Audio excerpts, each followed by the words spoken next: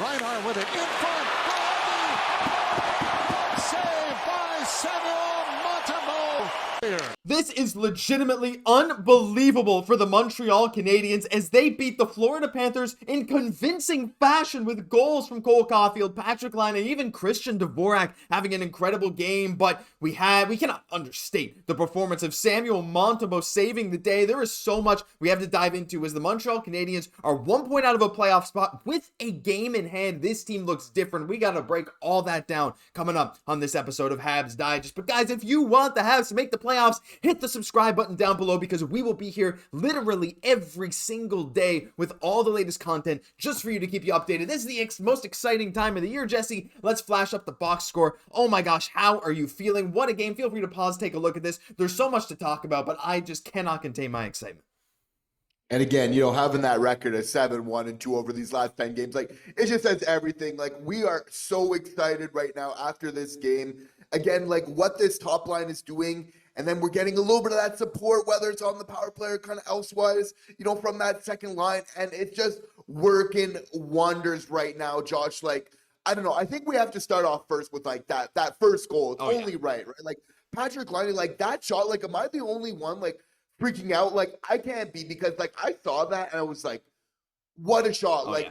Patrick Laine's shot is just absolutely elite. Like, what a way to just really start off this game. Again, assisted by no other than Lane Hutson. It just somehow needs to be. We saw like some crisp passes kind of early on, and we're able to get some power plays because we're just playing really quickly and we're using our speed. We then kind of use that on the power play, some crisp passes, getting that over to Laine. Just what an amazing way. And this chemistry right now from Hutson, right, to our boy, Patrick Laine. It's like, they're sharing a spirit. They're like sharing a face at this point in time. We've all seen the memes, absolutely unreal what they're doing right now. It's insane, right? Like, absolutely. That first goal, we'll play it one more time for you guys.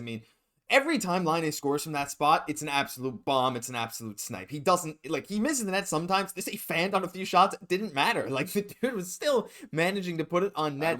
Yeah, it's insane. Lane Hutson's also going to mess around and have like a 65-point rookie season or something at this rate. Maybe not that high, but I don't know. It feels like every single game that Montreal's clicking, he gets a point, right? That point from him, that goal from Laine, and he's on, like Jesse, like a 35-goal pace or whatever. There's only 2 players in the entire NHL that have more power play goals than Patrick Laine right now. He has 13. It's insane what he has been able to do, but you're absolutely right. The team's been making incredible crisp passes, but a big thing too I want to talk about before we get on to some of the other stuff. I have a lot of screenshots here. Forgive me. This guy was bummed. I just thought this was a funny one. You saw that in the intro. The penalty kill. Now, this tweet from Anthony Maltino I thought was really on point because he said the Habs PK stable, no unnecessary gestures, good sticks, great progression. Look, you talk about offense, but you need a good PK to go far in the long run, and this was unbelievable on that first penalty kill of the night. And really, Jesse, it came to fruition there at the end of the game. That 6-on-4 brutal penalty by Dvorak. Look, I thought he had a good game otherwise. That did suck a bit of the life out of the building when he took that high stick. Can't be doing that with only 3.5 minutes left, but all the same, not going to make this a Dvorak point. The PK, when it's a 6-on-4, Florida got some chances, and of course Monty made a big save, but like the Habs were keeping him to the outside. Shots were 15-15 late in this game. I think they ended up like 24-15 or something because of the PK and the empty net. But Montreal was keeping Florida to the outside. They were keeping the defending Stanley Cup champions at bay, not only at even strength, but even on the special teams, which I think is an absolute wonder to see and a huge evolution from where this team was just a year ago.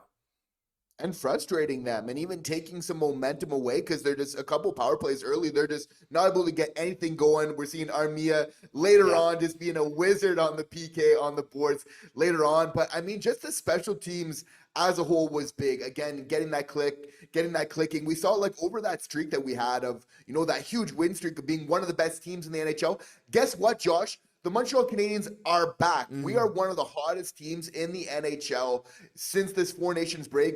Colorado's there, and then there's one other team. We're one of the very hottest right now, if not the hottest, really after this game. So just seeing the way we're playing, and it seems like so obvious to say, but like obviously when like the special teams, when the power play is working, the Montreal Canadiens are winning. Like, it's just a huge part of their success. We saw that earlier with that winning streak, and now this is a big part of it as well, where we're getting that power play support, and that first line, I mean, is doing what they continue to do. Like, we got to shout out Slav again with another phenomenal game, getting involved physically, keeping up to just this very strong body of work, where maybe on a night like Nick Suzuki was a little bit more quiet, Cole Caulfield and Slav were really able to, to get on the board for this team when it really mattered, Josh. But like, if we're talking about the thing that mattered the most for this team tonight and win this game, it has to be the forecheck. Like, wouldn't you agree? Like, again, it came earlier from Latowski, assistant coach for the Montreal Canadiens, saying a couple games back, like, we want to win the game by the forecheck. And I was just so impressed by this statement.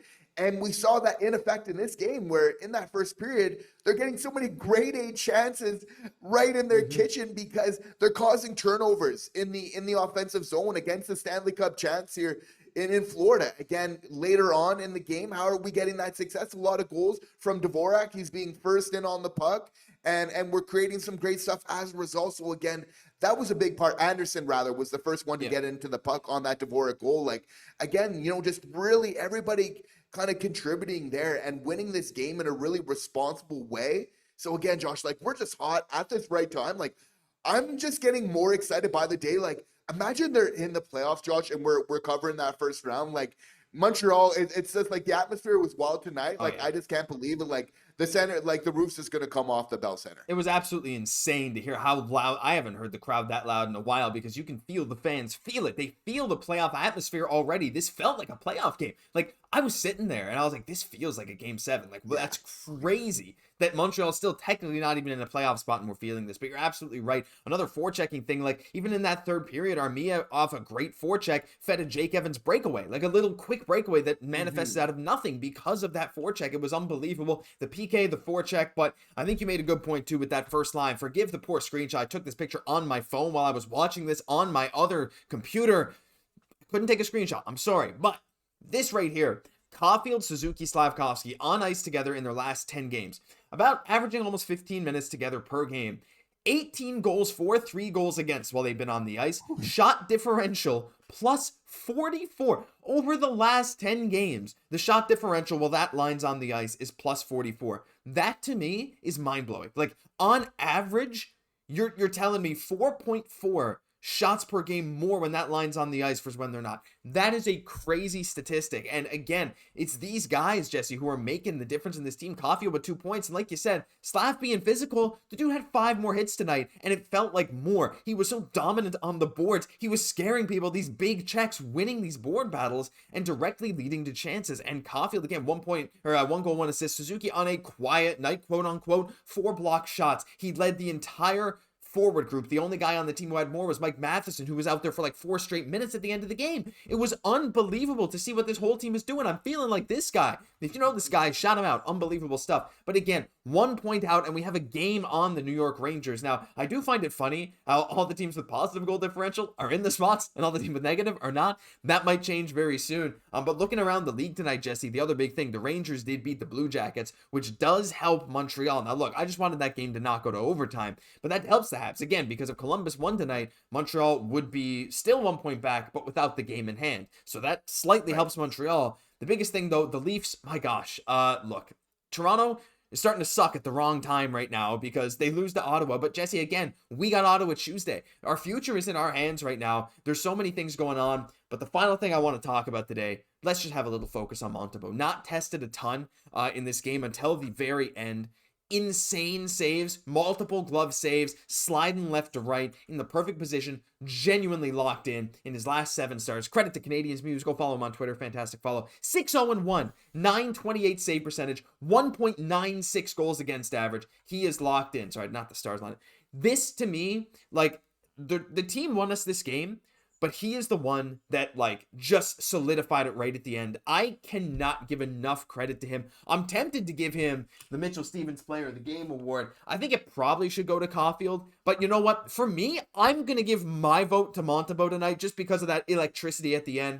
How are you feeling about Monty's performance?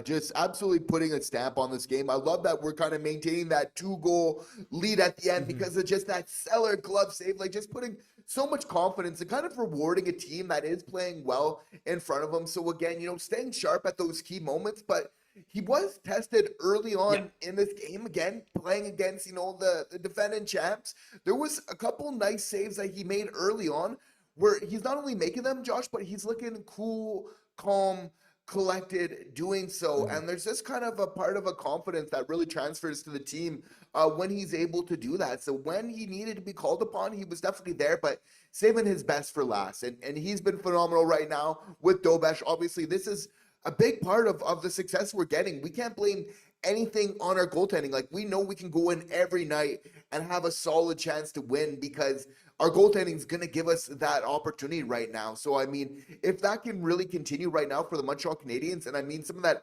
killer confidence that Montembeault showing, I mean, it does line up pretty favorably. Oh man, I cannot wait. I cannot wait to see how the next few games go. Like, felt like a playoff atmosphere tonight. It's going to feel like that for the rest of the way. Let us know your thoughts and everything down below. This has been unbelievable.